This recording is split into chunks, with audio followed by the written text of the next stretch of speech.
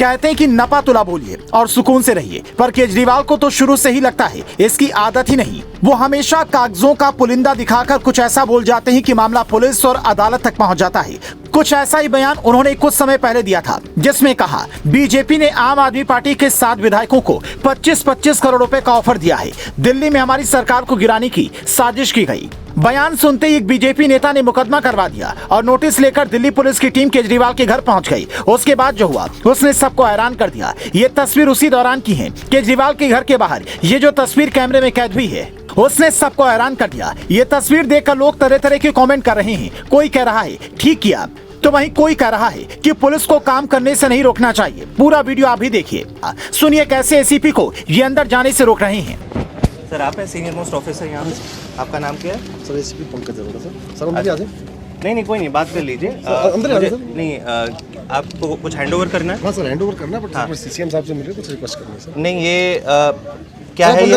नहीं ये किस चीज़ के लिए हैंडओवर करना है? सर आप अंदर आ जाएंगे। नहीं कोई बात नहीं, बात कर लीजिए, इसमें कोई आपत्ति नहीं है। सर आप कानून के तहत आ रहे सर मेरे को। नहीं मुझे ये बता दीजिए किस कानून के तहत आपको पर्सनली सीएम को हैंडओवर, किस कानून में लिखा है कि पर्सनली सीएम को हैंडओवर करना है? सर आप 1 मिनट अंदर आ जाएंगे सर, मैं मीडिया के सामने इंटरव्यू दे रहा हूं। नहीं इंटरव्यू बात नहीं है। देखिए अगर कानूनी काम कर रहे हैं तो इसमें कोई आपत्ति नहीं होनी चाहिए। नहीं किस कानून के तहत आप देना चाहेंगे? सर मैं सर को किस कानून में लिखा है कि पर्सनली चीफ मिनिस्टर के हाथ में आपको ये देना है? सर आप अंदर आ जाएंगे तो नहीं देखिए अगर किसी कानून में नहीं लिखा है तो मतलब साफ है आपको केवल यहाँ पे नौटंकी करनी है। You have to explain. मेरे को आपको समझाना होगा कि किस कानून के तहत आपको सीएम को पर्सनली हाथ में देना चाहिए। ईडी के समन्स ईमेल में आते हैं, कानून के समझ समझा दूंगा। नहीं ईडी के समन्स ईमेल में आते हैं, सीबीआई के मेल्स में आते हैं, हर दिन ढेरों समन्स आते हैं।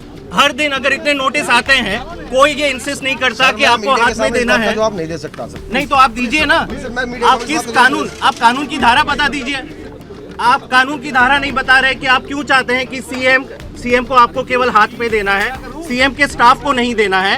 ईडी के समन्स में ये कोई कानून नहीं है, सीबीआई में नहीं है, क्राइम में भी ऐसा कोई कानून नहीं है। मतलब आपको यहाँ पे केवल नौटंकी करनी है। सर मैं मीडिया के सामने बात कर रहा हूं। मुझे कानून की धारा बता दीजिए सर। आप कानून के तहत समझा दूंगा सर। मैं नहीं समझाना नहीं है, कानून की धारा बता दीजिए जहाँ पे लिखा है कि मुझे पर्सनली सीएम के हाथ में ये थमाना है। एसीपी बार बार अपील करते हैं, अंदर चलकर बात करते हैं, लेकिन इन्होंने लगता है केजरीवाल की तरह ये तय कर लिया था कि जो होगा कैमरे के सामने होगा। और आखिर में एसीपी साहब को बिना नोटिस दिए ही लौटना पड़ा। लेकिन 4 फरवरी को जब पुलिस की टीम आतिशी के घर नोटिस लेकर पहुंची तो आतिशी ने अपने लोगों से नोटिस रिसीव करवाया, जिसके बाद हर तरफ ये चर्चा होने लगी कि केजरीवाल ने इस मुद्दे पर जवाब देने का स्टाइल बदल दिया है। कई जानकार इस बात पर सवाल उठा रहे हैं कि बीते 24 घंटे से दिल्ली पुलिस की क्राइम ब्रांच नोटिस लेकर घर घर क्यों घूम रही है। कभी केजरीवाल के आवास पर तो कभी उनके सरकार में मंत्री आतिशी के घर जाने की जरूरत क्या है। नोटिस भेजने के लिए ईडी वाला तरीका अपनाती। क्या दिल्ली पुलिस को यह लगा कि ईडी के तरीके से नोटिस भेजने से कहीं केजरीवाल इसे गैर कानूनी न बता दी, इसीलिए खुद ही सीएम से रिसीव करवाने पहुंच गई।